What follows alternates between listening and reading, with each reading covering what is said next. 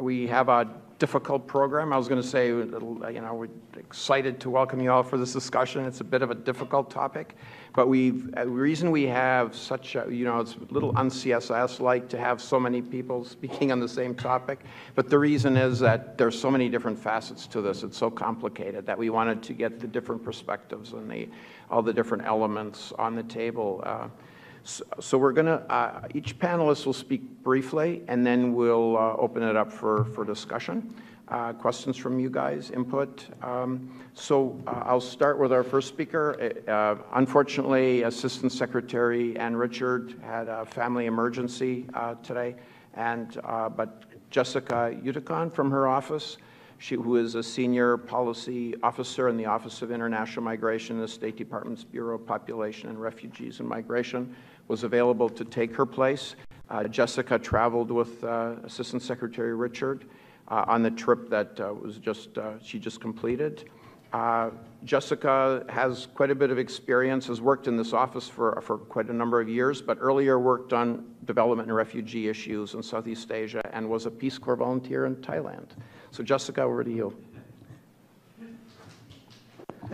Thank you. Thank you very much. I also want to point out that we have another expert from PRM here, Hoa Tran, in the audience who may be helping us out as we go. But I wanted to just, I was asked to give sort of a little bit of an overview. I know many of you have been tracking this situation quite closely, and then talk a little bit about the meeting that Assistant Secretary Richard led the U.S. delegation on, and maybe some follow-up, our thoughts on follow-up to that meeting. And so basically, the U.S. has been tracking Rohingya issues and migration issues in the region for quite some time.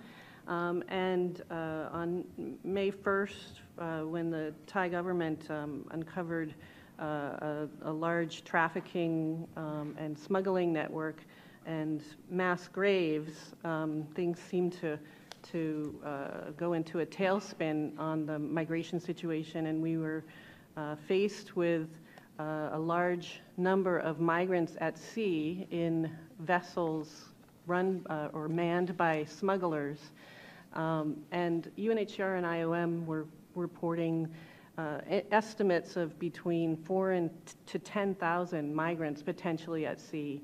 And as the news unfolded over a 2-week period, we were seeing very serious situations of migrants in desperate conditions in the crafts at sea. So the United States' main concern was to encourage governments in the nation, in the Southeast Asian nations, to focus on saving lives, prevent more loss of life at sea, as we knew that there were some deaths taking place already, and to not push back boats out to sea. With that, there were a lot of developments unfolding, and the countries in the region were taking action, taking very quick action, and our ambassador to Thailand will talk about this more, but we were invited to participate in a multi-country meeting to talk about the issues and to talk about how the international community could assist the countries in the region with this. The U.S. sent a large delegation with representatives from our Human Rights Office and our INL office that deals with international narcotics and law enforcement. And at that meeting, our main goal was to show support for regional leadership and cooperation, to encourage and urge saving of lives and providing for humanitarian needs, to ensure refugee protection and respect for human rights, and to encourage governments to crack down on the smuggling and trafficking and address root causes, including both poverty and human rights issues in the countries of origin.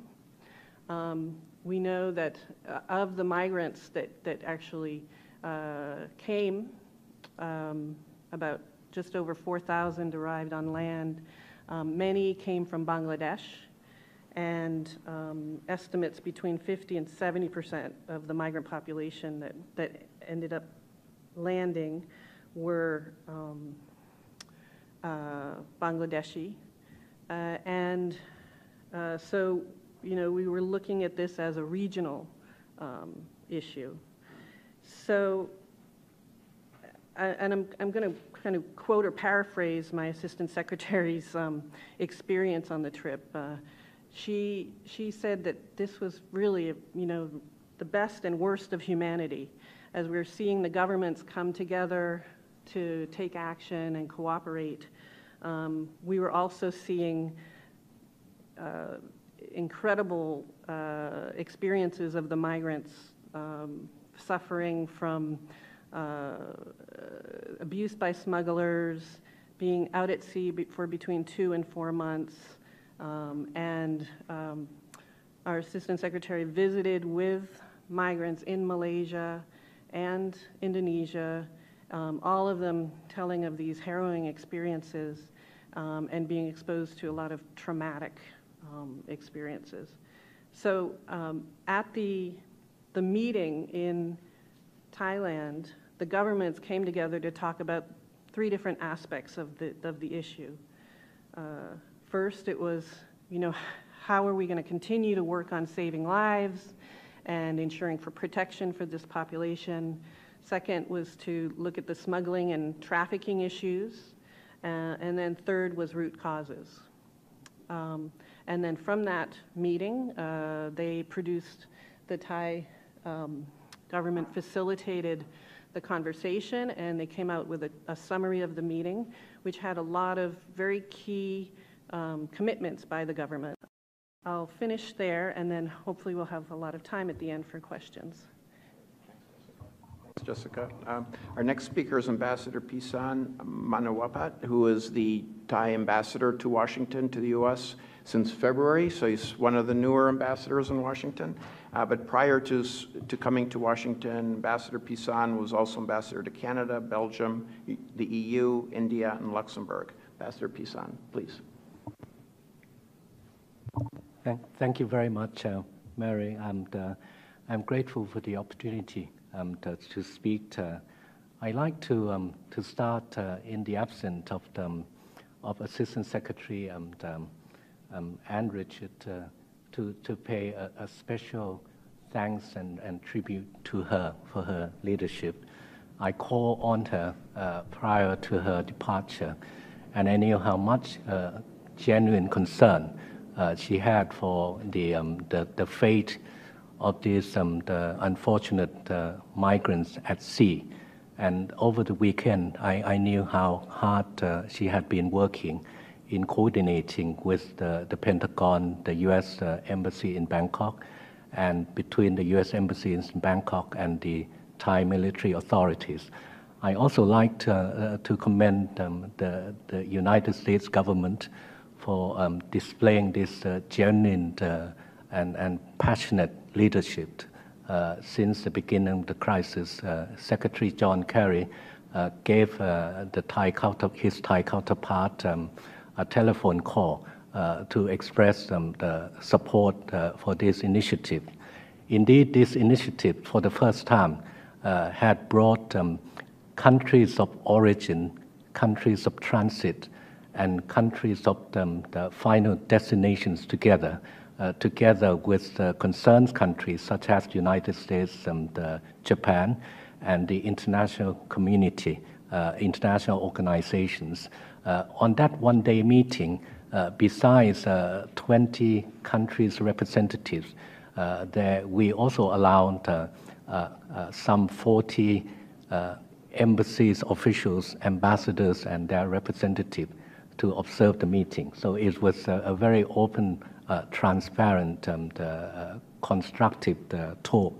And it was gratifying to note that Myanmar, among countries of concerns and origin, has sent one of the largest delegations, up to 8, comprising representatives from various agencies. So they are here, they were there in Bangkok to constructively participate and try to find common solutions. We are not stranger to facing the international humanitarian crisis. Since the end of the Vietnam War, we have shouldered more than 1 million Indochinese refugees, and up until now, there are continue to be more than 130,000 displaced persons from Myanmar living in Thailand, and not to count some 10,000 persons of concern in urban settings, people who refugees claim pending status determination by UNHCR. And as we speak, 744 irregular migrants from Myanmar and Bangladesh, in addition to what Kun Jessica already mentioned, the medium and long-term solution. And that's why we decided to host this special meeting on the 29th of May. As Kun Jessica mentioned, participants constructively participated and come up with practical and concrete proposals along the line of the three components of the immediate, medium, and solutions addressing the root cause. We continue to uphold these humanitarian principles. We will continue to be an active member of this special meeting that search for the implementation solutions through the three components. On the short-term solutions, even before the special meeting, to be precise, on the 25th of May, the Prime Minister ordered a special operations, one the big Navy warship acting as a floating platform, together with the 6 other Navy vessels, 2 aircraft and 2 helicopters were dispatched in the Andaman Sea to search for any irregular boats at sea seeking the help. Together with United States and Malaysian navies and Indonesian navies, we have found no vessels in Andaman Sea during the operation. The Myanmar and Bangladesh also joined in these humanitarian efforts in order to save lives at sea.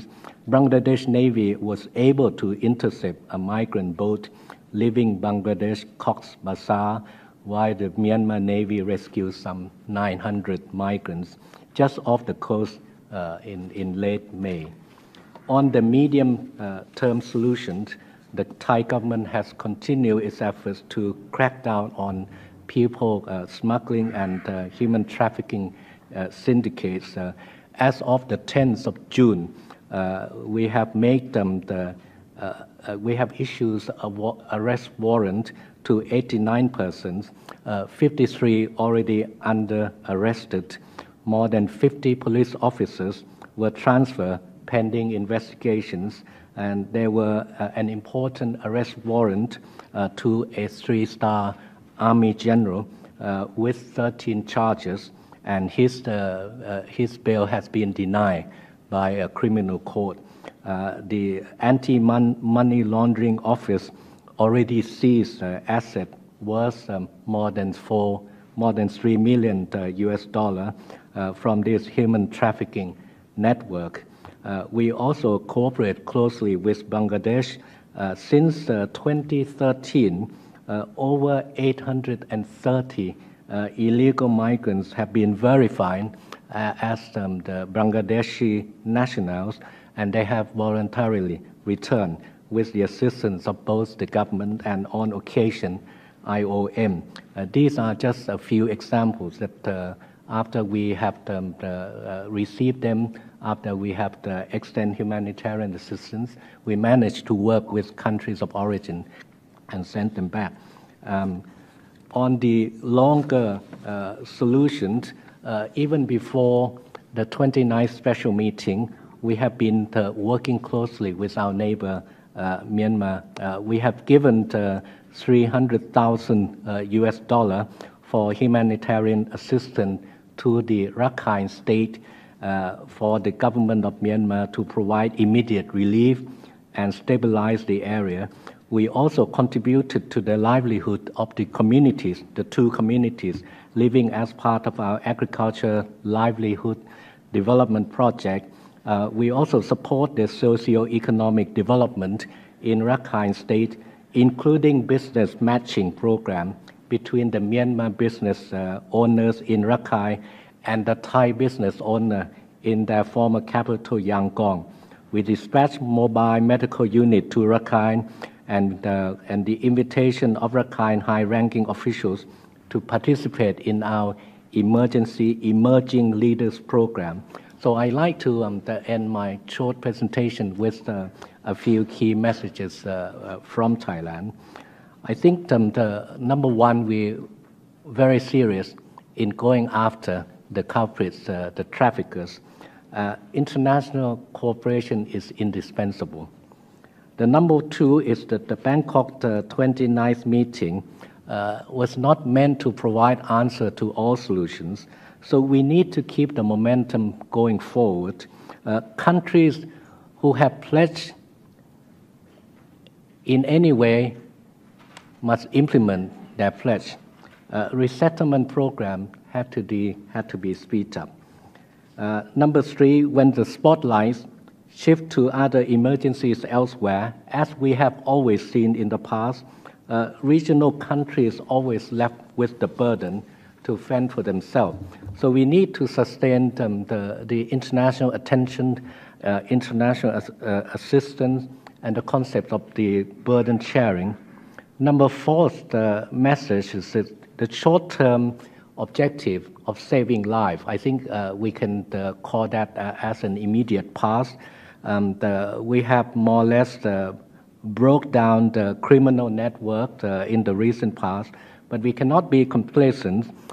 We need to tighten and strengthen our intelligence sharing, law enforcement cooperation, and other preventive and deterrent measures to undermine this business model of smuggling and trafficking people across the ocean.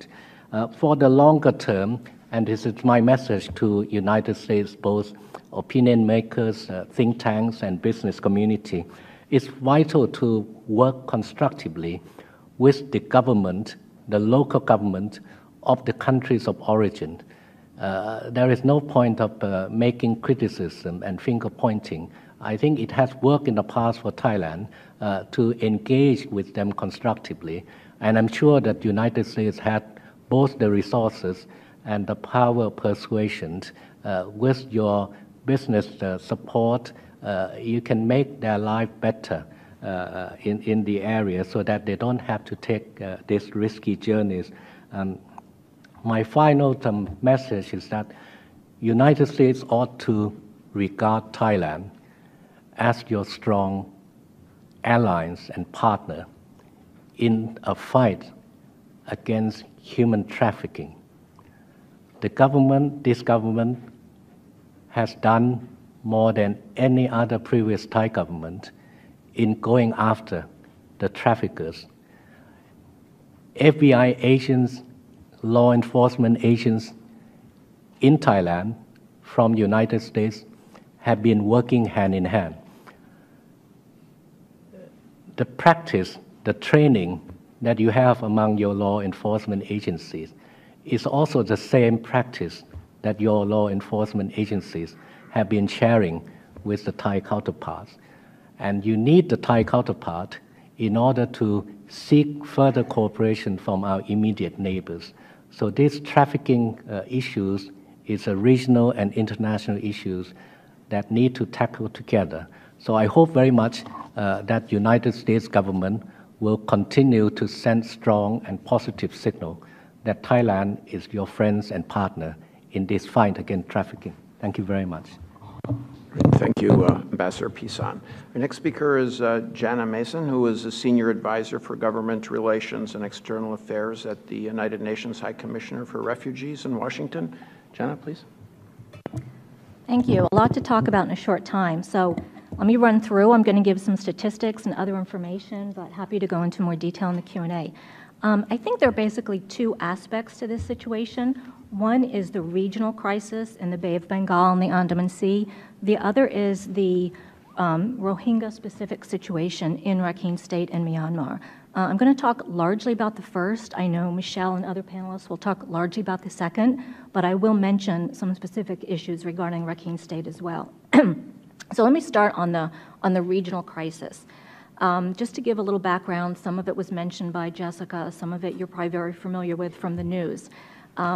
Irregular movements by sea in the Indian Ocean, particularly the Bay of Bengal, Andaman Sea, those movements have tripled since 2012.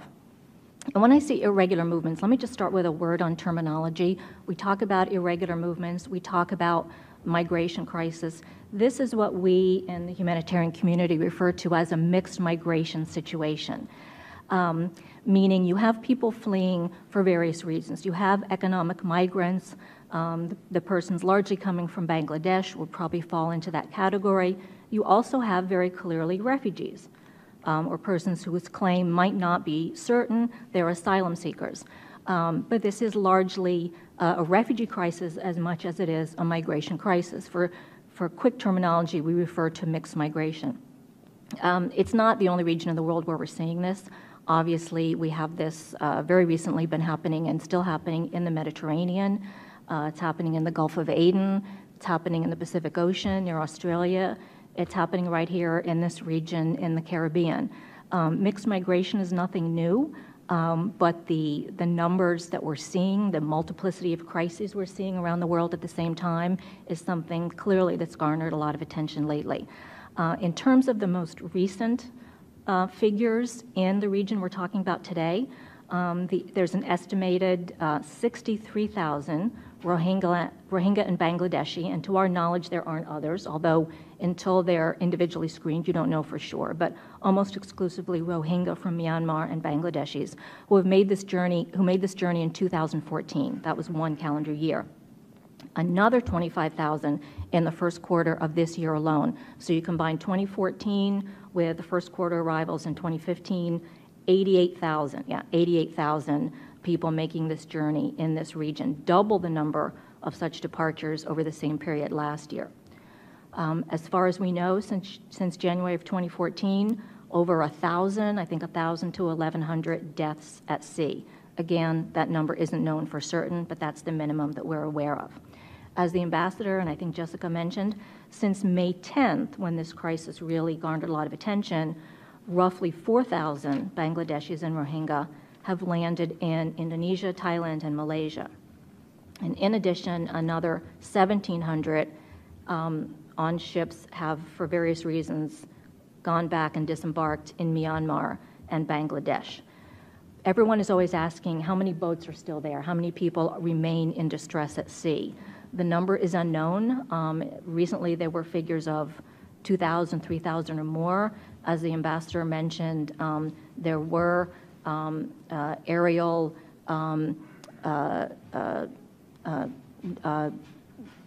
investigation done cooperatively with the Thai government and the U.S. government and others, and no new boats were found. But we have an estimate of possibly 1,200. NGOs and others in the region are telling us there could be roughly 1,200 still at sea, or it's possible that some of them disembarked in locations unknown, not known to authorities. So that's always possible. It's hard to come here and say we just don't know, and please don't hold me to those figures. That's what we're hearing from a number of sources. Now, UNHCR has had access to a number of these individuals and has interviewed them and heard the same horrendous stories of ill treatment and abuse on the seas and at the hands of smugglers and traffickers, the same things that Jessica mentioned, so I won't go into detail. But one thing is for certain is that as the crackdowns have intensified, the smugglers and traffickers have changed their game. And instead of disembarking, they now hold people for ransom at sea, or they just abandon them, where they suffer lack of food, lack of medicine, sickness, death at sea, or abandonment. It's not, unlike in the Mediterranean, it's not so much of a drowning issue for the most part as just horrible treatment and succumbing to sickness and other situations. The response of the governments in the region obviously has varied, and The governments came along at different levels. Indonesia and Malaysia, of course, announced at the foreign ministers' meeting on May 27th that they would rescue and host these arrivals in temporary shelters, provided that they are either resettled to a third country or returned to their home countries within a year. We're very pleased to see that people have been rescued and have been able to disembark, and this is where the short-term assistance and the medium-term and the long-term solutions will come into play. Thailand, as you're aware, has been cooperating and given us tremendous support, and has even announced that it would send a floating platform to provide assistance at sea. And as was already mentioned, the Thai government cooperated very well with the U.S.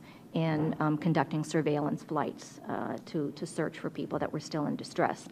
The governments of Myanmar and Bangladesh have largely been characterizing this as a trafficking problem and calling on the international community to crack down on traffickers.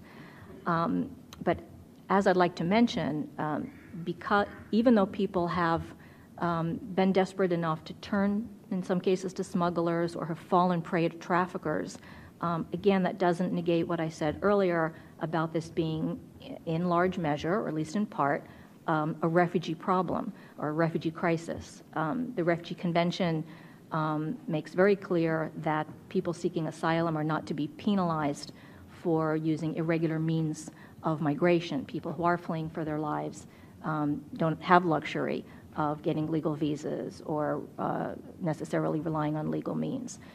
So because they are victims of smugglers or traffickers doesn't make some of them any less refugees. At the same time, we clearly need to cooperate to crack down on smugglers and traffickers. UNHCR's operational response in the region has been similar to what we do in other regions where we're seeing this happening. We have recently registered approximately 1,000 Rohingya in Indonesia. We're currently in the process of screening or gaining access to asylum seekers in some of the other countries. Recently in Thailand, we distributed relief items to some Rohingya and have been counseling them as well. And we're definitely seeking, wherever possible, to step up this response. Like the situation in the Mediterranean and elsewhere, we do regard this as a regional situation that requires a regional solution with the assistance of the international community. As the ambassador said, there's a lot that international community can and should do. Again, this is in addition to what needs to be done at the root of the issue in Rakhine State and elsewhere. But as long as people are fleeing, we need a coordinated response. We issued, along with the UN Office of the High Commissioner for Human Rights and with IOM, we issued a statement on May 19th and subsequently issued or came up with what we call a 10-point plan. We are the UN. We like to issue statements and 10-point plans, but I can assure you there is some real will behind it. And we've shared this plan cooperatively with regional governments. Real quick, I won't go through all 10, but I'll go through the ones that I think are the most salient. The first one clearly was focus on saving lives, and that has largely been done so far. It's probably not over yet, so the commitment to saving lives needs to remain. We think that's done largely through a vigorous search and rescue operation, as well as predictable and timely disembarkation. As long as people are stranded at sea, that's not protection. They need to know that wherever they show up, they can disembark, and there will be assistance for them there. And it will be safe, and it will be timely enough to prevent undue hardships. And just so you know, we strongly believe there's not only a moral but a legal obligation to do this. I think last year, or a couple of years ago, we published a joint paper, UNHCR, with the International Maritime Organization, which lays out the obligations of various actors in terms of rescue at sea. So I would commend that to you if you're wondering exactly who's supposed to do what. Second, another key component of that 10-point plan is that there needs to be adequate reception conditions. It does no good if people arrive sick and traumatized if there's nothing for them where they disembark. That's where UNHCR, NGO partners, and others can step in and are certainly willing and able to do it to provide such assistance. We do call on governments to the greatest extent possible to avoid the use of detention. for anyone who is or could be an asylum seeker. This is consistent with what UNHCR says everywhere else in the world, including in the U.S. when it comes to children and families fleeing Central America. So lest you think we're singling out a region or a government, this is consistent with our principles that detention is a last option. Obviously, we need fair and effective screening procedures to determine who among these mixed flow of migrants needs international protection. And international protection could be because they are asylum seekers. It could be because they're stateless persons that UNHCR has a mandate for as well. It could be because they're victims of trafficking. It could be because they fear torture. There are various international legal obligations. If they are in need of protection, you need to figure out who they are, give them that protection. Individuals not in need of protection, economic migrants, for example, can then legally be returned home. We would hope it would be done humanely, but then they would be subject to normal immigration enforcement measures. We also call upon governments, just like we're doing in the Mediterranean and elsewhere, to expand legal avenues for migration. Persons who are refugees, it takes a long time for them to find durable solutions. If there are other ways that they could get employment visas, that they can access other means to stay and work legally in a country, we call on governments to facilitate that. They would still be refugees and still on our books as long as they fear persecution in their home country. But just because they are legally refugees doesn't mean they have to live in limbo without any rights. So we certainly call on avenues for legal migration. And then the last thing, which goes back to what I said at the beginning, that this is not just a regional issue, it's an issue in Rakhine State. The last thing is addressing root causes. As long as people are experiencing war or violence or persecution, discrimination, xenophobia, denial of citizenship rights, they are going to flee. If these things can be resolved in their home country, as the ambassador said, that will certainly prevent people from feeling the need to flee and certainly prevent them from or discourage them from undertaking the dangerous journeys that we've seen. UNHCR does work in Rakhine State and elsewhere in Myanmar as part of the interagency humanitarian response. We're assisting internally displaced persons. We're assisting the entire community of Rakhine State, Rohingya and others, and we are collectively trying to improve the conditions and ultimately to work with the government to make sure that citizenship is granted and that full rights that go along with citizenship are respected. That's the ultimate solution to this particular problem. But again, as long as you have these situations, people will flee, and when they do, that's where we need a regional response. Thanks. Great. Thanks, Jana. Michelle.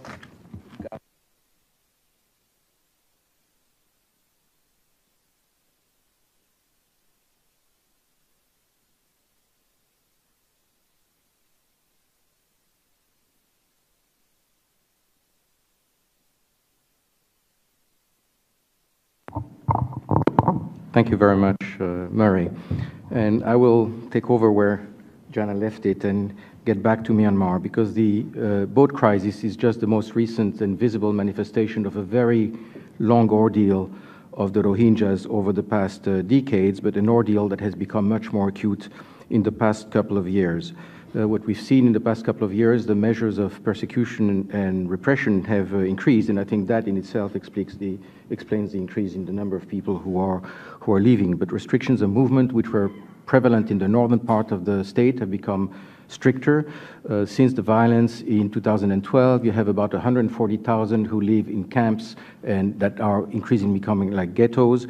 Inside Sitwe, there is a neighborhood that is completely closed with barbed wire and police around, and people are not allowed in or out, which means their economy has completely crashed down. I have seen some of the few houses that were not burnt during the violence. People are not allowed to leave the house, so what they're doing now, they're destroying the house, selling the wood, and moving into the camps. So there is an increasing restriction on the ability of the Rohingya, who are already very poor, to sustain their life, and they're progressively pushed into misery. At the same time, new laws have been passed on marriage. on spacing of childbearing that are directed particularly at the Muslim population. The Rohingyas have been forbidden from using their own definition, and there is an international right to self-identification. Diplomats have been asked not to use that word, and I'm very grateful to the Assistant Secretary of State who, when she was there, did pronounce the word Rohingya and did not shy away from recognizing that right. Those who still had cards these cards have been taken away. So we've seen really a very rapid restriction of all the rights of this population, who basically are left now with one right, which is to leave. And it's one of the few countries that is not upset if part of its population is leaving. As a result, the Rohingyas are pushed from poverty to misery. They have no hope at all on what will happen to them, and they have fear. And they have fear because what we have seen in the country is a tremendous rise of hate speech promoted by radical group of monks, but the hate speech that has been tolerated, if not at times supported by the government, who has recognized the monks who lead that movement as defenders of the nation, and who have repressed other monks who are speaking much more positively in the name of their religion, and who have been prohibited from preaching. And that hate speech, I think, has now generated almost an anti-Muslim hysteria in the country, which, as elections get closer, we fear can only become worse. So what we are seeing, in my view, is a slow process of quiet ethnic cleansing. I want to remind everyone that ethnic cleansing is not just a broad massacre. It can be just the very progressive restrictions of the rights of people, as we are seeing. Now, I do certainly take the point of the ambassador that the relationship with the government of Myanmar must be a constructive one. They have a difficult issue to tackle, and they have to tackle that issue as the government is going through major changes in the way the country runs itself. I appreciate that this is not easy, and that certainly the long-term solution for the Rohingya, which will have to come through the whole question of citizenship, and that probably cannot be addressed before the election, and will require some level of reconciliation in the country. It will require some Burmese voices that are critically absent to date. But in the meantime, I think there are issues that are very serious and on which the government must be kept under some international pressure. Humanitarian access to the Rohingyas is still very difficult for the UN and for INGO. Is it ad hoc? There is no way to assist these people as other internally displaced people or refugees are assisted in other parts of the world. The question of freedom of movement, the longer we accept that, the more it's going to be an established fact, and the more it's going to be difficult to break. Now, obviously today, the Rohingyas are scared to move out because they fear mobs. So you cannot work on the release, on an improvement of freedom of movement, if you don't work at the same time on law enforcement for people who would breach normal behavior vis-à-vis different ethnies. And finally, and to me perhaps most importantly now, we must really encourage the government to counter the hate speech. Now, in a country that is opening up, you cannot forbid hate speech, I suppose, but you can certainly promote positive speech. And we haven't heard much of that right now. And I think it's acutely needed because we fear that in areas like the neighborhood I mentioned inside of Sittwe, which is completely locked in by barbed wire among the Rakhine population, any spark could generate the sort of mobs we have seen 2 years ago. And we know with elections, tempers get hotter, and I don't think we can relax and say that let's just wait for the elections and sort out the problem of the Rohingyas on the long run. I think there are immediate concerns that should be addressed very, very seriously. And the last comment, the Rohingya represent 20% of the Rakhine state. The Rakhines are themselves a minority in Myanmar. They have claims against the government of not having been treated properly. We now have a tendency to see the Rohingya all good and the Rakhines are the bad guys because we hear the narrative of their most radical politician. I think this is something we have to break away from because on the long run, of course, there cannot be a solution for the Rohingya without the Rakhine being part of that solution. And so far, we have no idea on how to approach that, and the government has not really suggested an approach, and this will be critical. But that's, I would say, for the midterm. And on these notes, I will give you back the floor. Thanks, Michel.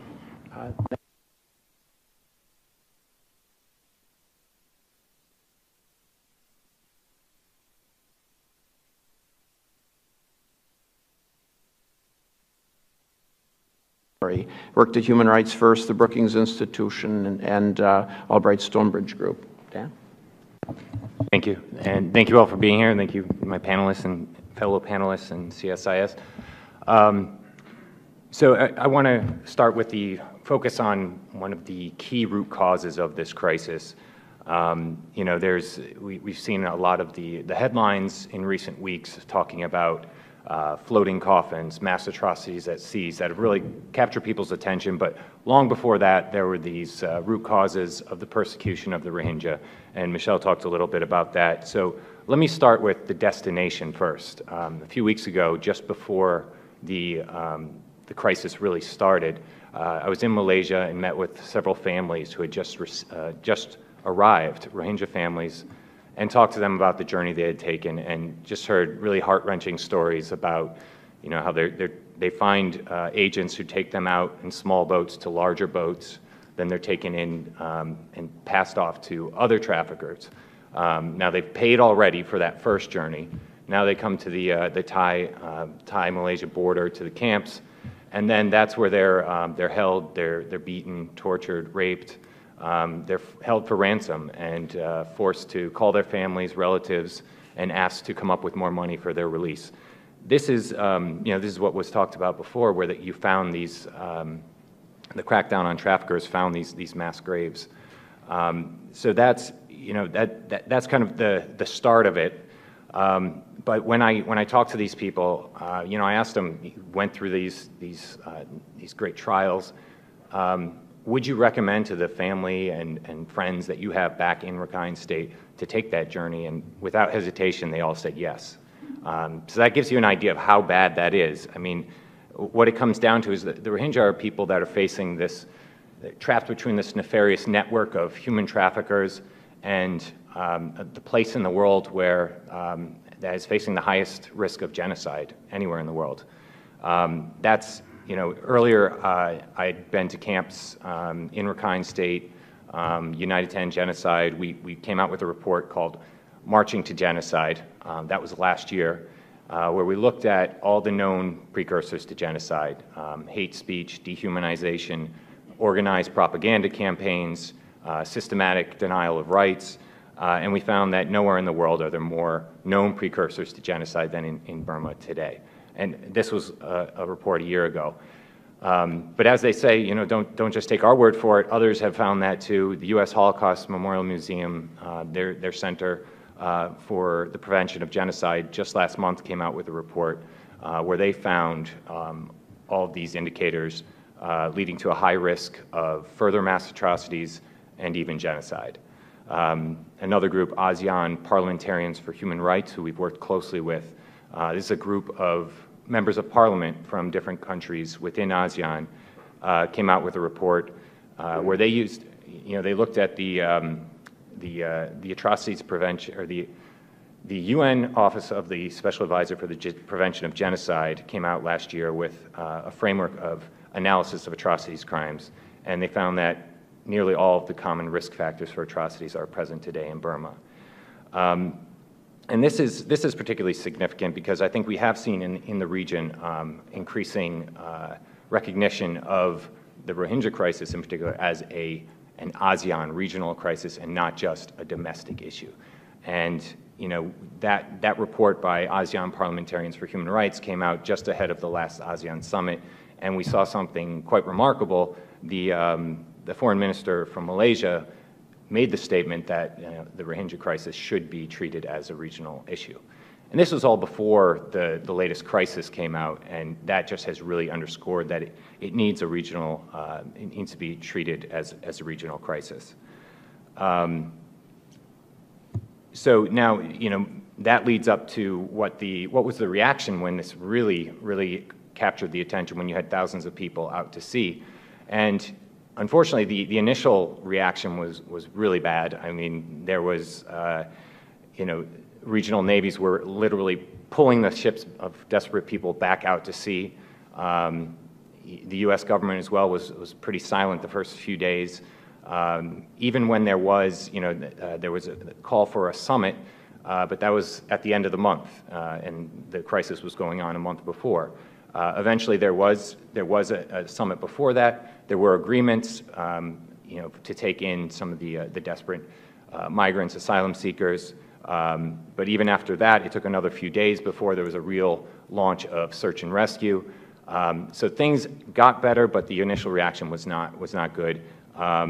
The U.S. government, I do give credit to some officials like the Assistant Secretary Tom Malinowski, Assistant Secretary Ann Richard, who's supposed to be here today, and eventually President Obama, in recognizing that the root cause of this is in Burma and that needs to be addressed, and calling for the citizenship for the Rohingya. So now we're facing a situation where this is going to go off of the headlines, but there still are people out there. We don't know how many people are out in the boats. We don't know what what ultimately is going to happen to the people who have come onto the shores. So there needs to be a lot more attention to this. Now, in terms of what can be done, first on the regional level, ASEAN should recognize the protection rights and should recognize the people who are coming to their shores as prima facie refugees and treat them as such. They should join the Convention on Refugees, and then they should, ASEAN governments can help by placing pressure on the government of Burma to address this issue. The international community, particularly the United Nations, can take a lot stronger stance. It was mentioned earlier, too many people are going along with the government's demand not to recognize the right of the Rohingya to self-identify, not using the word Rohingya.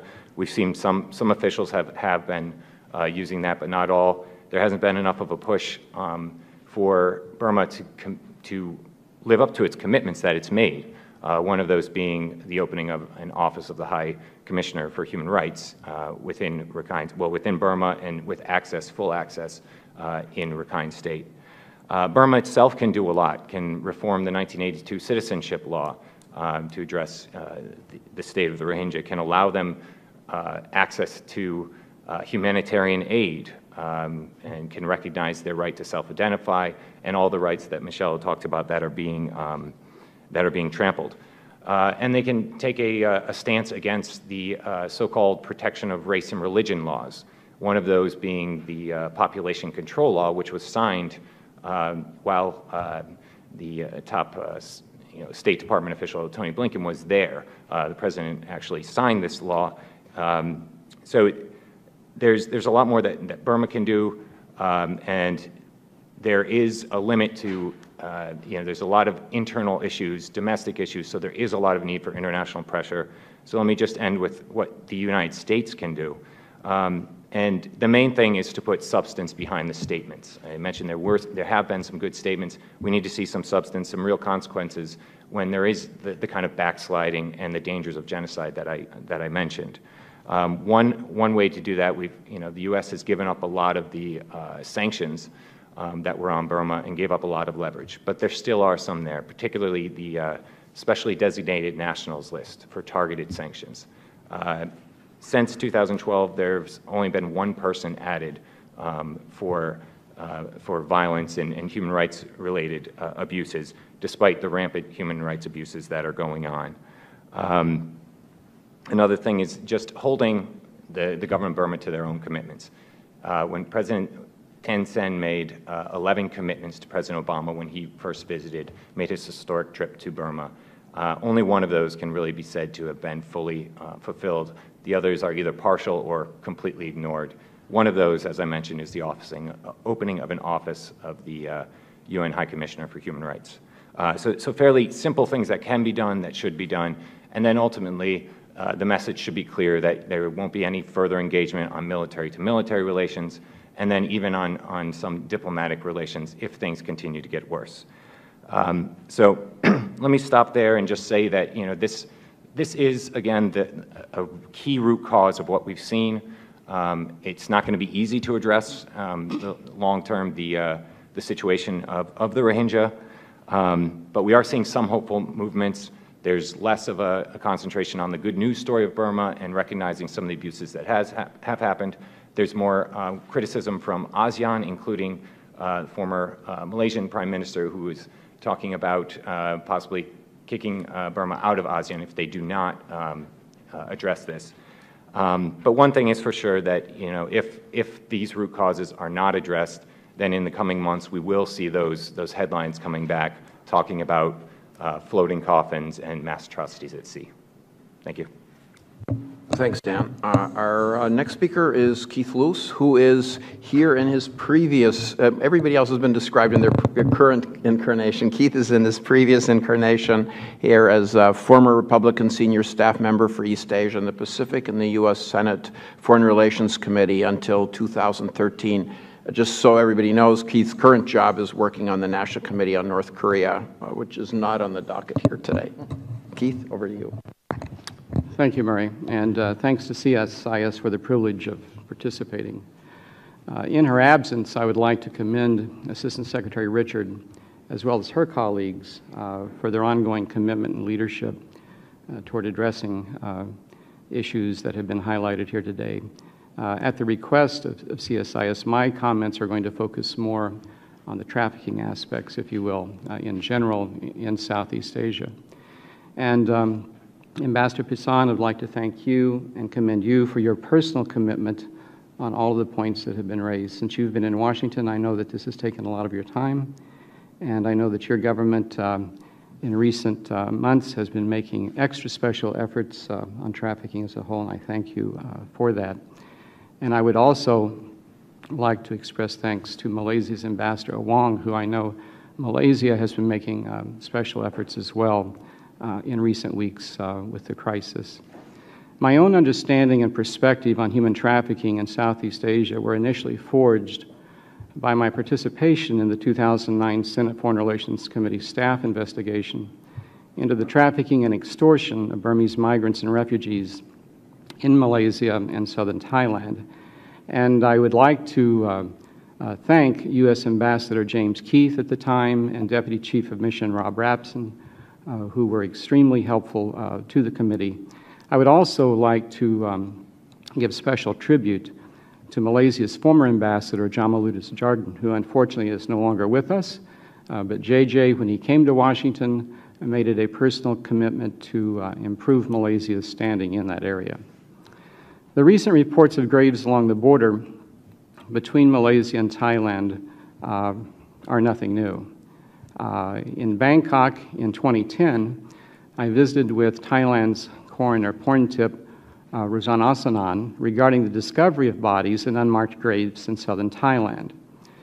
The recent disclosure about the bodies along the border is simply another indication that the fundamentals bolstering human trafficking in Southeast Asia are not being adequately addressed.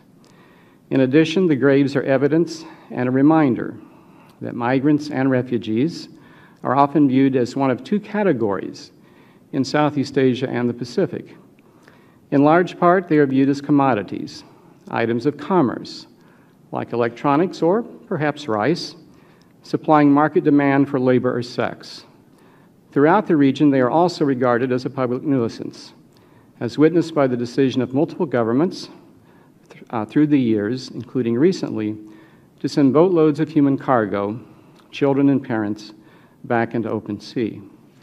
The plight of the Rohingya, as discussed here today, their statelessness and being held in disregard in Myanmar by the government, by pro-democracy leaders, by Burmans in general, and by other ethnic minorities, and largely ignored by the rest of the world, is also not news. The human trafficking element of this tragedy is emblematic of a larger reality in Southeast Asia, where individuals, migrants, refugees, and others are bought, sold, traded, or otherwise mistreated. Human trafficking in Southeast Asia is an economic whirlwind of substantial force, which is caused partly by the juxtaposition of extreme poverty with new opportunities for economic exploitation opened by globalization.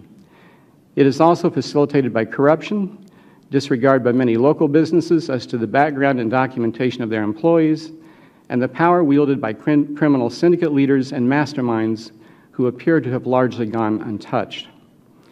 On a different but related note, recent stories by the Associated Press have exposed the use of slave labor in the Southeast Asia seafood industry to meet international consumer demand, including in the United States and elsewhere.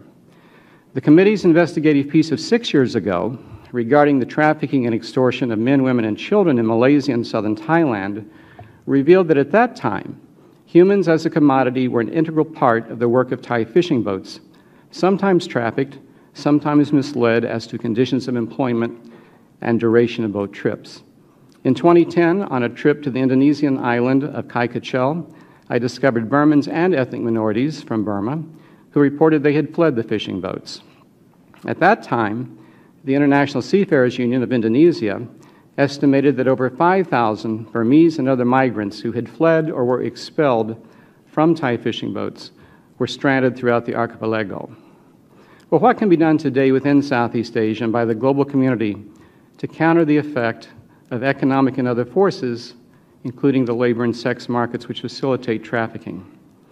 I've compiled at least 7 key roles in the tragic drama of human trafficking in Southeast Asia. Number 1 is the role of competing public policy priorities within governments. In the United States, we point to the Trafficking Persons Report, which has become an integral reference on a global scale related to trafficking.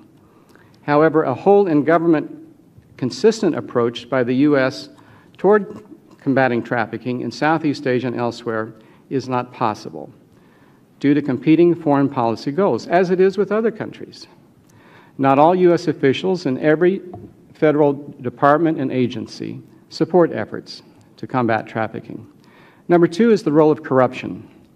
What will finally motivate governments in Southeast Asia to consistently and aggressively pursue prosecution of the kingpins of trafficking? Yes, there are arrests. Yes, there have been some convictions. There are press releases. There are pronouncements. This is great. But at the end of the day, the big fish are rarely caught. Number 3, the role of the private sector in Southeast Asia and globally. Foreign investors in Southeast Asia should demand accountability to ensure that their workforce and that of their subcontractors does not include persons who are victims of trafficking, thereby setting an example for companies within ASEAN. What steps are companies taking, including in the seafood industry, to ensure that slave labor is not part of the supply chain? The California Transparency in Supply Chains Act and the subsequent UK Modern Slavery Act of 2015 are indicators of likely future legislative activity in a variety of countries on the supply chain issue. Number 4, the role of NGOs and civil society. Is it possible for Southeast Asian nations, including Malaysia and Thailand, to improve their view of civil society as being part of the solution rather than part of the problem? Number 5, the role of ASEAN. As ASEAN moves toward greater economic integration, the incidence of human trafficking may accelerate unless ASEAN leaders choose to implement a comprehensive strategy to tackle trafficking. Inaction by ASEAN will contribute to regional instability. Point 6, the role of leaders in the region. Do the decisions by leaders in Southeast Asia and the Pacific to turn away boatloads of children, women, and men contribute to human trafficking? Point 7, the role of those in Southeast Asia dedicated to combating human trafficking. While the economic benefits for those involved in human trafficking often diminish incentives to facilitate real change, it is important to note that there are government officials, NGO representatives, business people, and other citizens in Thailand, in Malaysia, and elsewhere in the region who diligently fight human trafficking. In what ways may these often courageous persons be empowered, reinforced in their efforts? It is also important to note that for decades, Thailand has served as a refuge, a safe place for persons fleeing from persecution and disruptions of life in neighboring countries and elsewhere. The Thai government has allowed UNHCR to actively operate within the country. Likewise, Malaysia has hosted UNHCR since 1975, a very significant accomplishment which has demonstrated immense cooperation on the part of the Malaysia government. Thank you. Thanks, Keith. So now it's your turn. We've thrown out a lot of different ideas from different perspectives and open the floor to questions and comments. I'd just like to mention that Ambassador Pisan kindly agreed to participate despite the fact that he has a minister visiting. He will have to leave a little bit early at 3:45 to join the minister in a meeting. So if you have questions for Ambassador Pisan, please, maybe we'll take those first. But a question, and if you have questions, please wait for the mics and then identify yourself and give us a question, please. Thanks.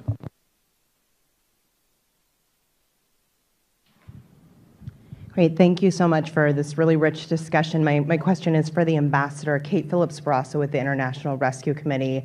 Before I ask my question, I did want to also say thank you to Thailand for continuing to serve as a place of refuge for hundreds of thousands of refugees from southeastern Burma. It's a very important part of the regional dynamic.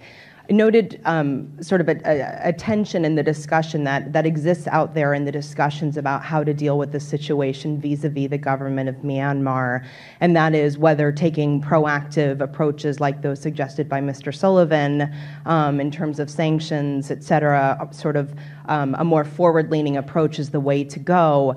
And your comment about there's really sort of no point in finger pointing based on your experience, and that positive engagement is really the way to move the needle forward on dealing with the source problems of this issue. I'd like to hear a little bit more about what those positive engagement steps look like from your viewpoint. We hear people talk about these in very general terms, and it would be great to hear what you think are concrete steps that international actors can work with the government of Myanmar to take to stem the sort of source problems that we see in Rakhine State that lead to these deaths at sea and the larger regional problem we're witnessing. Thank you.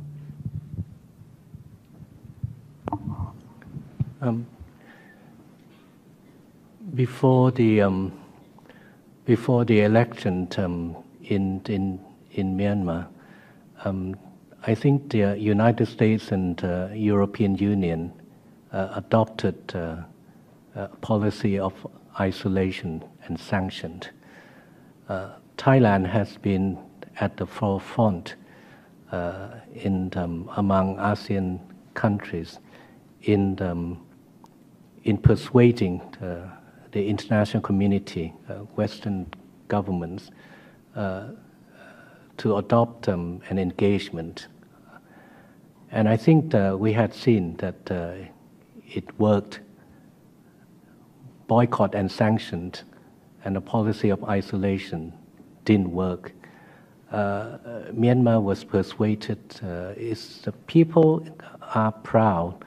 This is a proud country, and it didn't want to be dictated by any other country. It has chosen its own pace of the democracy development. It held election. It continued to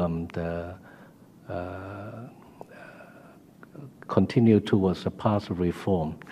The other day, Deputy Secretary Anthony Blinken, in a major statement before the U.S.-ASEAN Business Council, also recognized the fact that there had been release of more political prisoners in Myanmar. So as I mentioned in my intervention, that even before the crisis, we have been working closely in addressing the well-being of the ethnic minorities, not only on our side of the border, but in Rakhine State. Our modest contribution and program may look small, but I think the fact that we were welcomed by the government, we were welcomed by the Chief Minister, and the fact that we have extended our cooperation even-handedly. We are not playing one ethnic minority against another and all that. We have been very even-handed, transparent, and with sincerity. I think as fellow the ASEAN citizens and Buddhists, I think we know that this works by positive engagement. And I personally believe that you want to talk, you want to engage, you want to give them respect in the sense that, they have their own limitation, they have their own constraint, and if they can move forward, they will. They're smart people, and this year, and it's election year for them. And again, I wouldn't want to venture into their internal politics, but there is a need to recognize constraint.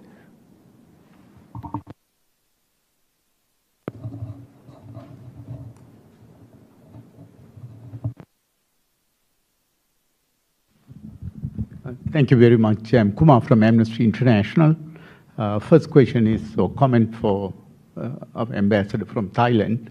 Ambassador, you mentioned that people of Myanmar and the government is very proud, and they won't appreciate any interference. You should understand that they could be proud people, but the interference comes when they don't know how to treat their own people in their territory. In this case, even go to the extent of genocide. So your statements actually encourages them. I'm sorry to say, Ambassador, behavior of Burmese or Myanmar generals to go after these Rohingya people. My question for other people is that everyone talked about the root causes. That's obviously one root cause is obviously the situation, the treatment of Rohingya by the Myanmar government and also Democrats. Not only government, everyone have come up against Rakhine, including the democratic opposition there. You failed to mention the real issue behind the traffickers. The latest report is that the Australian government have paid traffickers. UNHCR, I'm sure they express concern. So there are two aspects. Here is one country, in this case Australia, is paying traffickers for whatever reason. That's encouraging traffickers to traffic more and do all these abuses. So I want comments from other people about that as well. Thank you.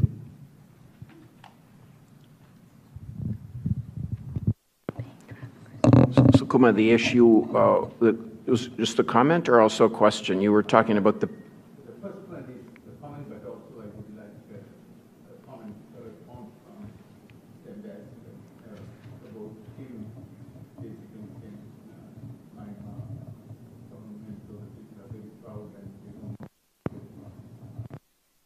don't...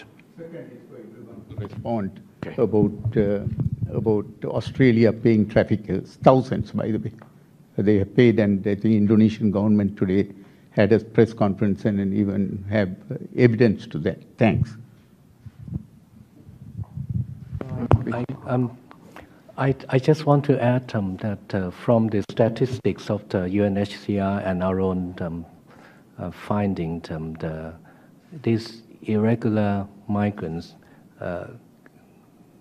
come from not only Myanmar, they also from Bangladesh, and in fact, up to 60% of them come from Bangladesh, and we have worked with the government of Bangladesh to return them, and obviously this is also, if I heard Assistant Secretary Ann Richards correctly, if they are identified, proven as economic migrants, then the efforts will be made with the countries of origin to return them safely to their countries of origin. So we are not talking about one ethnic minority, one particular problem in Myanmar.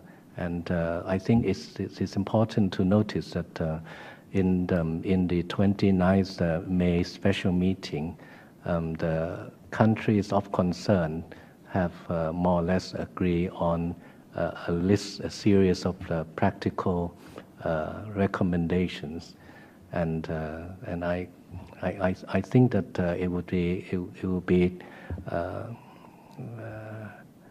it would not be correct to focus on one particular problem in one country alone, on these irregular migrants problems.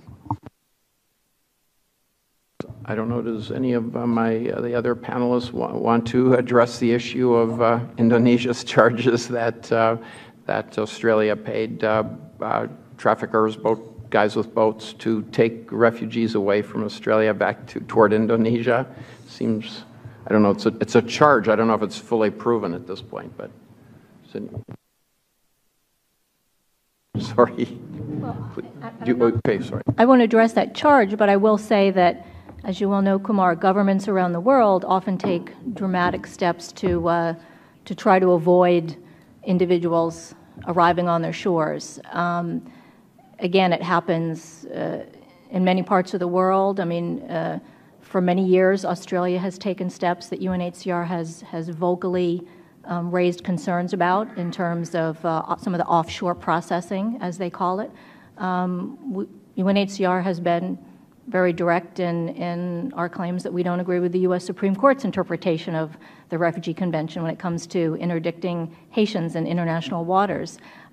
So just to say that it's not a new phenomenon, it seems that it's happening in many regions all at once, which is why we're calling on coordinated frameworks among the governments in the region, say Europeans in the Mediterranean and in Southeast Asia, to address the immediate search and rescue and immediate obligations, but over the long term, what we call burden sharing or responsibility sharing among the international community, both in terms of assistance in place, not just humanitarian assistance, but development assistance to the hosting countries. Maybe Australia doesn't need it as much, but certainly countries that are the first line of defense and that have problems with providing for their own population. You don't want to set up tensions between refugees and host communities. So more in the way of development assistance as well, and in the long run, refugee resettlement and other visas available to try to take some of the immediate pressure off as well.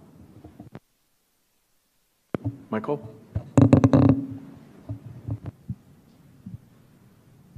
Hello, Michael Martin from Congressional Research Service. I got a couple of questions. First, specifically to Ms. Mason, and in particular, given the ambassador's comment, it's unfortunate that he just left. But the numbers on the breakdown of these people at sea, they are getting conflicting reports. He just said his figures are 60% are from Bangladesh, 40% presumably from Burma. Now, within that Bangladesh community, some of them may be Rohingyas, an ethnic group. So you have ethnicity and nationality conflation going on. Myanmar or Burma also says predominantly Bangladeshis, not our nationals, although they don't recognize the Rohingyas as their nationals, so I'm not sure exactly what category the Thein Sein government would put those people into. So if you could give us some information on your perception from UNHCR in the interviews on roughly what is this breakdown, nationality, ethnicity. There's some confusion about that, and I know it's a varying environment. Now, my other question is, based on the comments by Mr. Sullivan, Mr. Luce, with respect to some pressure or response that could be placed on the Thein Sein government to address the root causes inside their country. There's some feeling, and I'm from CRS, I have no personal opinion on this or professional opinion, but there are some people who feel that not adequate pressure has been applied, that everybody's saying domestic circumstances can't do anything, got to leave them alone for now. For Ms. Mason, UNHCR has been wanting to have an office in Burma, Myanmar for several years now. It was on the 11 commitments list, as Mr. Sullivan pointed out. Is any effort being made to get a permanent office in Myanmar, as well as for some of these other countries, Thailand, Malaysia, for example, to sign up on the Convention on Refugees and to recognize and work formally, more officially with UNHCR? For example, Bangladesh with the camps that are in Cox's Bazar. And then for Ms. Yukum, similarly for the U.S. government, is there any consideration being made to follow up on Assistant Secretary Malinowski's statement that it's time that Burma recognize these people as citizens and stop discriminating against them what actions are being taken? Are any of them along the line of what Mr. Sullivan or Mr. Luce suggested? Sorry for going on so long. So I guess we'll take up in the order Michael gave them. So we'll start with Jana, and then we'll go to Dan and Keith, and then to Jessica. Does that make sense? Sure. On the breakdown, we're not going to be able to give you 100% because for some boat arrivals, it's just unknown at this point. We're still in the process of getting access and screening. I have a specific breakdown. I mean, overall, if I had to guess, maybe it's 50-50 or something like that. But keep in mind, when we say from Bangladesh, you're absolutely right. There's a very large percentage of Rohingya who have been refugees in Bangladesh for many years. Some of them have made this voyage as well. But in that case, they would be counted as, by our screening, as Rohingya, not Bangladeshis. So, for example, of the 18 persons who we've had access to in Indonesia who have disembarked, roughly 1,000 Rohingya, about 800 Bangladeshis. 1,100 people in Malaysia. All I know is roughly 30% Rohingya, 70% Bangladeshis in that case.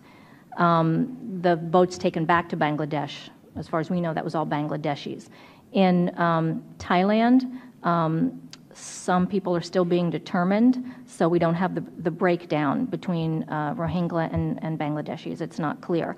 But you can see, and it depends where the boat is, where they've gone. So you could have 70-30 in one place, 60-40, but definitely it's not 90-10, 80-20. It's probably somewhere in the 50-50, 60-40% range. Just on your second question about opening an office in Myanmar, that's easy because you're referring to the Office of the High Commissioner for Human Rights that is still trying to open offices there. UNHCR has offices all around Myanmar and are providing assistance. Yeah, absolutely. No, on the statistic, I just want to mention an anecdote to show how difficult it is to count. One of my colleagues was recently in one of the camps in Sittwe, and the boat that was rescued by Myanmar offloaded the Rohingya at night in the camp, then went to Bangladesh, offloaded the Bangladeshi, and he says, see, this is a economical migration movement. They're all Bangladeshis. So it's going to be very difficult. I think it's going to take time, and we need to give time to the agencies who are working on that to really identify who is who in that movement. But there are obviously some games being played. Dan or Keith, do you want to comment?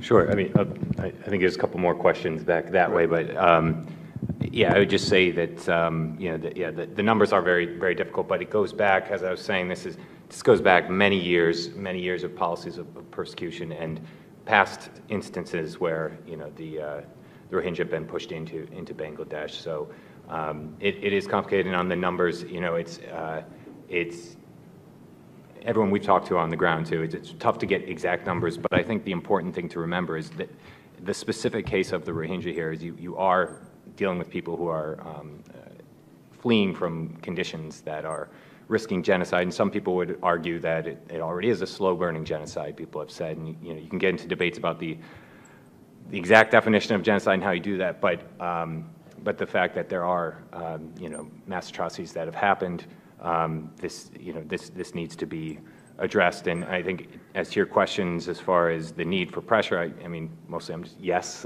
I think that everything I mentioned, I think steps need to be taken. We absolutely recognize the great reforms that have happened, things like Aung San Suu Kyi being released and being allowed to go into parliament, and the release of over 1,000 political prisoners. The problem is that all of those kind of reforms have been reversible and are being reversed. There's new people being picked up as political prisoners, and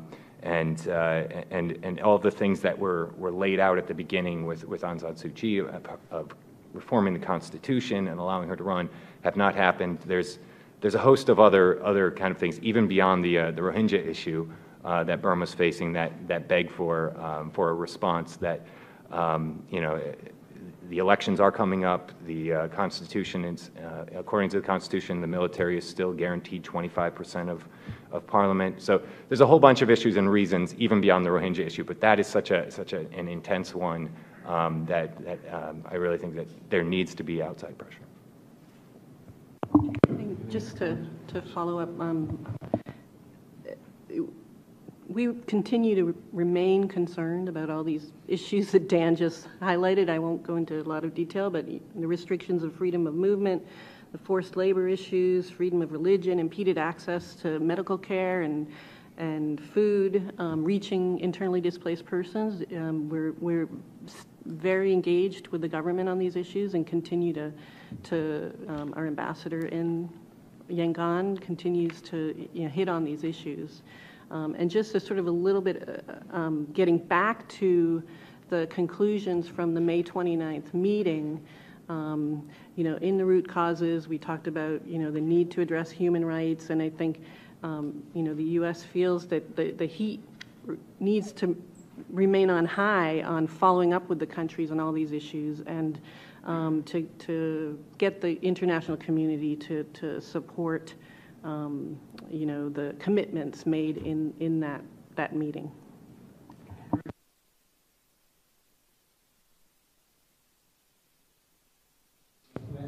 But they're both UN entities. So you could be working on behalf of your colleagues, for example, on that. Second, there are other countries and other aspects with respect to refugees that I did address that you didn't comment on. Second, just to Ms. Yukon, concern, engagement, yes, but my question was specific actions that may be taken, that are being taken to respond to statements that were made by U.S. officials publicly about, is the U.S. engagement concern limited to meeting and expressing an opinion? Or is there some consideration of additional actions being taken along the lines of what Mr. Sullivan and Mr. Luce suggested?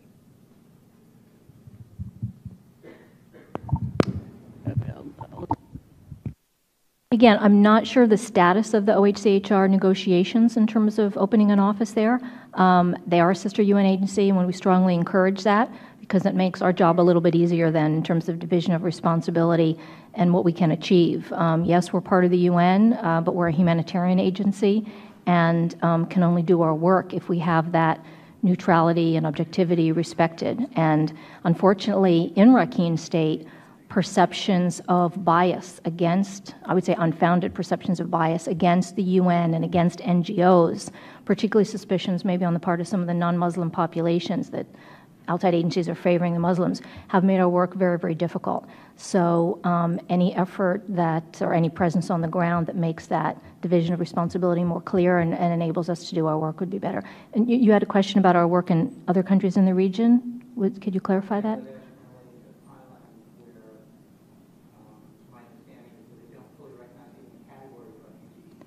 Right, yeah, we work in all those countries. We have for a long time. We do refugee status determination. This is one thing where you have to look not only what governments say, but what they do.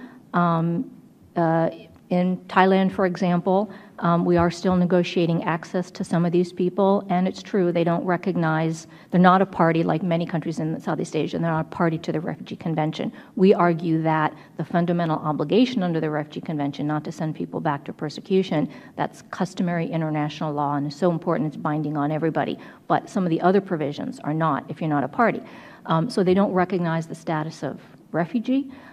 Nonetheless, as has been mentioned here, for decades and decades, they have hosted hundreds of thousands of refugees on both borders, not to mention the large number of urban refugees who are in Bangkok. So we can certainly find areas to criticize, and we have concerns about detention, we have concerns about other things Thailand is doing, but you can't talk about Thailand, who, without being a party to the convention, has hosted hundreds of thousands for decades. We have to give them a lot of credit for that. Likewise, we have a large urban refugee population in Malaysia.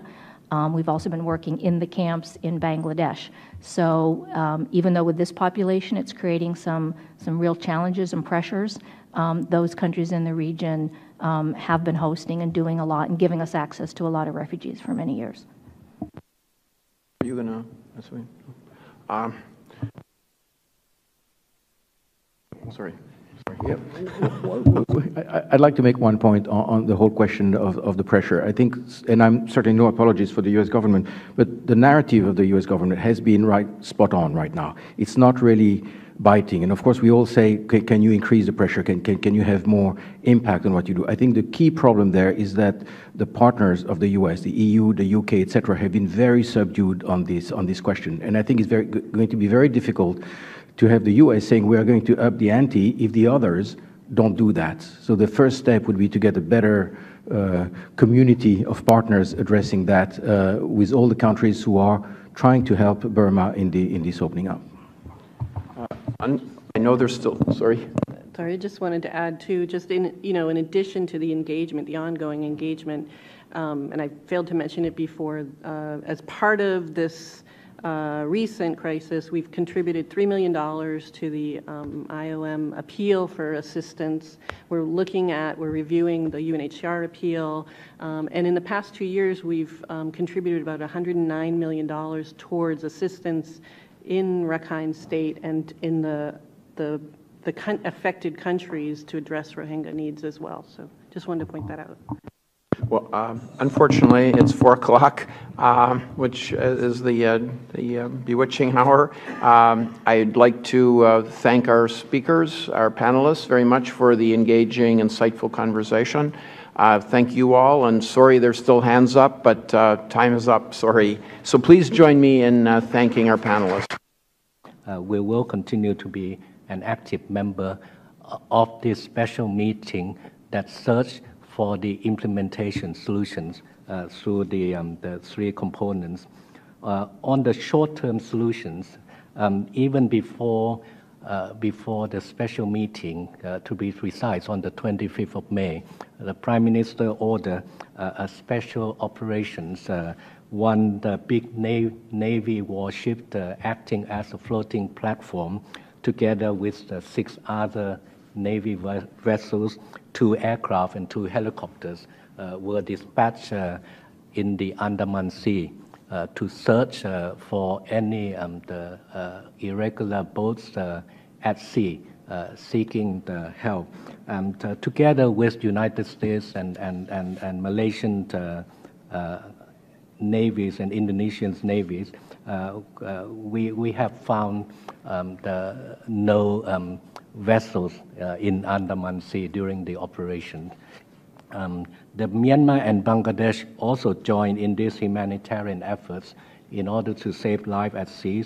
Bangladesh Navy was able to intercept a migrant boat leaving Bangladesh Cox's Bazar, while the Myanmar Navy rescued some 900 migrants just off the coast in late May.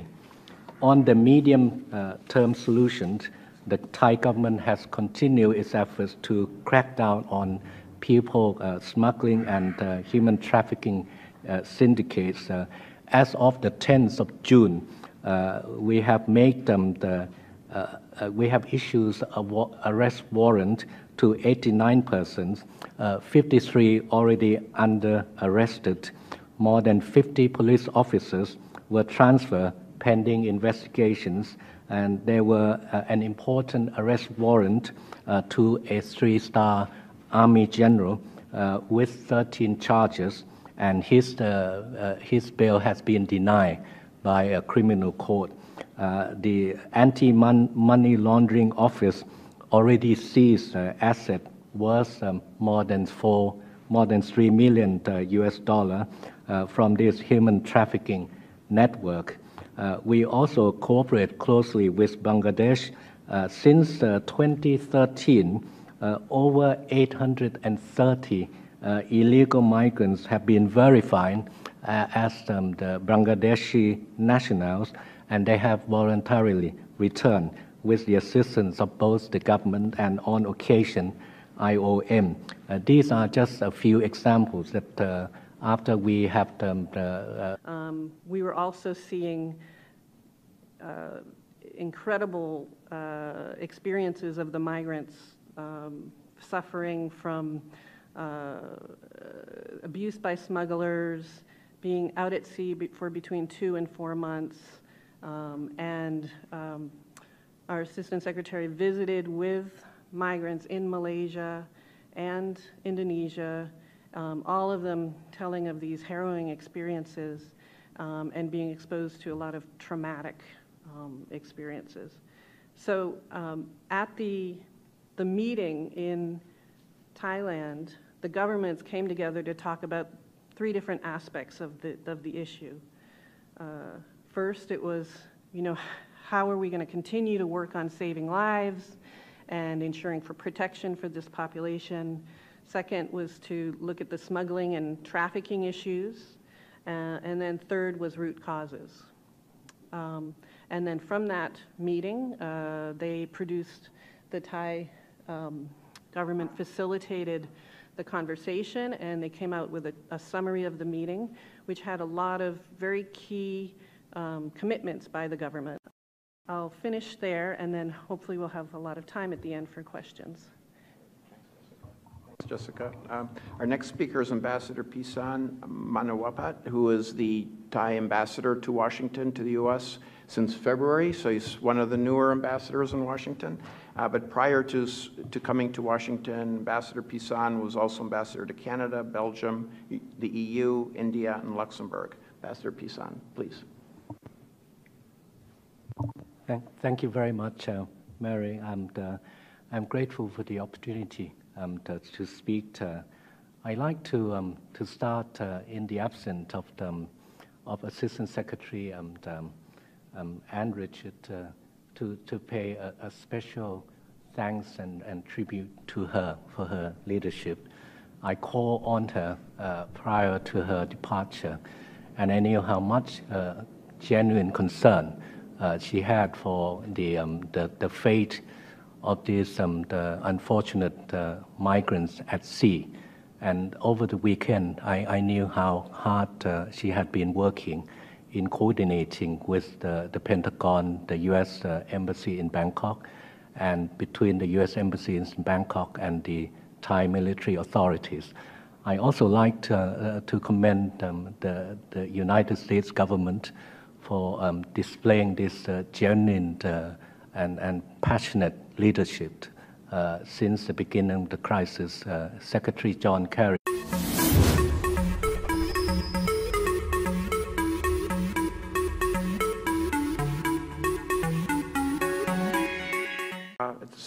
We have a difficult program. I was going to say, we're excited to welcome you all for this discussion. It's a bit of a difficult topic, but the reason we have such a, it's a little un-CSS-like to have so many people speaking on the same topic, but the reason is that there's so many different facets to this. It's so complicated that we wanted to get the different perspectives and all the different elements on the table.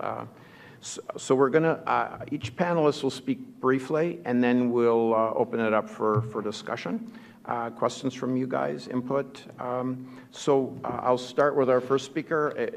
Unfortunately, Assistant Secretary Ann Richard had a family emergency today, but Jessica Uticon from her office, who is a senior policy officer in the Office of International Migration in the State Department's Bureau of Population and Refugees and Migration, was available to take her place.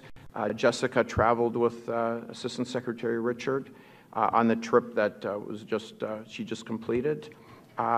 Jessica has quite a bit of experience, has worked in this office for quite a number of years, but earlier worked on development and refugee issues in Southeast Asia and was a Peace Corps volunteer in Thailand. So Jessica, over to you.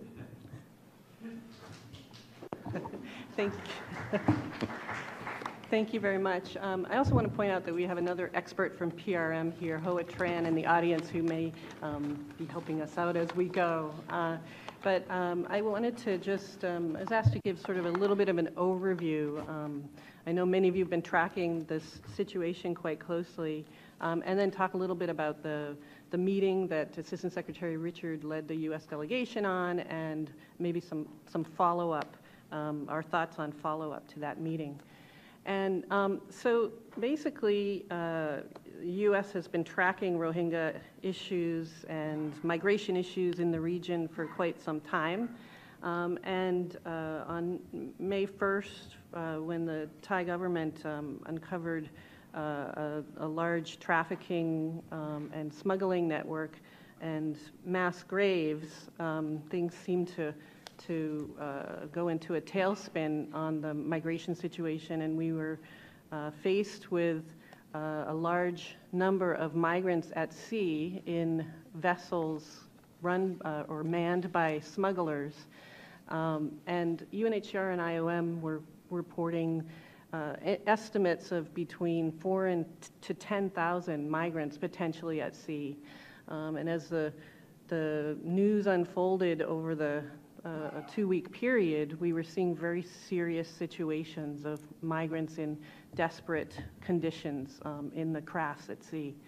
So the United States' main concern was to encourage governments in the nation, in the Southeast Asian nations, to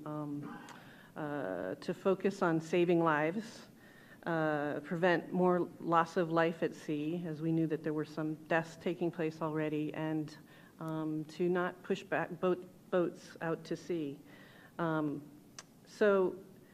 With that, there were a lot of developments unfolding, and the countries in the region were taking action, taking very quick action.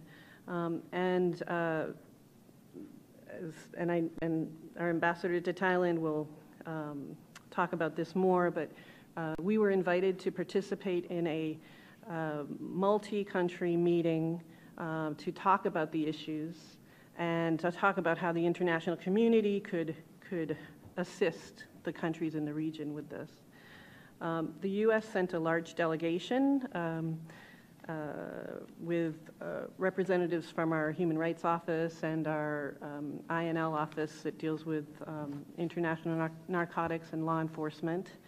And at that meeting, our main goal was to show support for regional leadership and cooperation, to encourage and urge saving of lives and providing for humanitarian needs, to ensure refugee protection and respect for human rights, and to encourage governments to crack down on the smuggling and trafficking and address root causes, including both poverty and human rights issues in the countries of origin.